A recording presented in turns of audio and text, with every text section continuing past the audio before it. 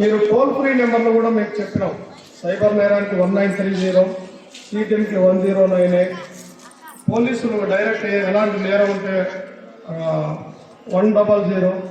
ఇలాంటి toll free నెంబర్లకు కూడా మీరు ఫోన్ చేసి చెప్తే మీ గురించి మీ విషయం ఏం చెప్పకుండా మీకున్న సమస్యని పరిష్కారం చేయడానికి మేము కృతనిశ్చయంతో ఉన్నాము గవర్నమెంట్ ఆధ్వర్యంలో అని చెప్పడానికి మాత్రం ఇలాంటి అవేర్నెస్ ప్రోగ్రాములు పదే మీకు చెప్పి మీకు ఎలాంటి ఇబ్బంది కలగకుండా ఉండే విధంగా మేము మీకు ఎప్పుడు ఎల్లవేళలో మేము తోడ్పాటు కలిగిస్తాము.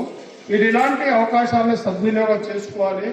సైబర్ నేరాలు కానీ, ఈ యాంటీ డ్రగ్స్ కానీ, మూఢనమ్మకాలు కానీ ఇలాంటివి అంటే చిన్న దశ నుంచే చెప్తే ఫ్యూచర్లో మీకు ఇలాంటి ఇబ్బందులు లేకుండా ఉంటాయి.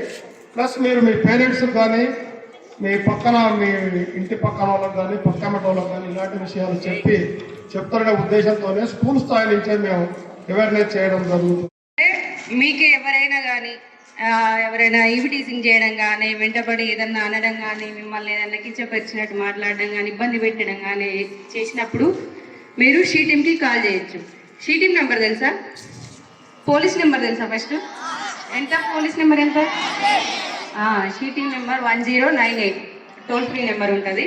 దానికి కాల్ చేయండి. మిమ్మల్ని ఎవరైనా ఇబ్బంది పెట్టినా కానీ దానికి కాల్ చేయొచ్చు. ఇంకేంటంటే అందులో మీ డీటెయిల్స్ ఎవరికి చెప్పబడవు. మీరు ఫలానా అమ్మాయి మాకు కంప్లైంట్ చేసింది, ఫలానా ఊరు, ఫలానా ఆయన కూతురు, ఫలానా దగ్గర ఉంటుందని ఎవరికి మీ డీటెయిల్స్ బయటికి డిస్ప్లే చెయ్యరు.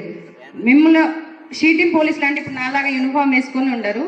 ఇప్పుడు సార్ వాళ్ళలాగా మఫ్టీలో ఉంటారు, యూనిఫామ్ లేకుండా అట్లా క్యాజువల్ డ్రెస్ వేసుకొని ఉంటారు. వాళ్ళ పోలీస్ అన్న విషయం కూడా ఎవరికి తెలియదు. వాళ్ళు పోలీసు వాళ్ళు వచ్చారు ఇట్లా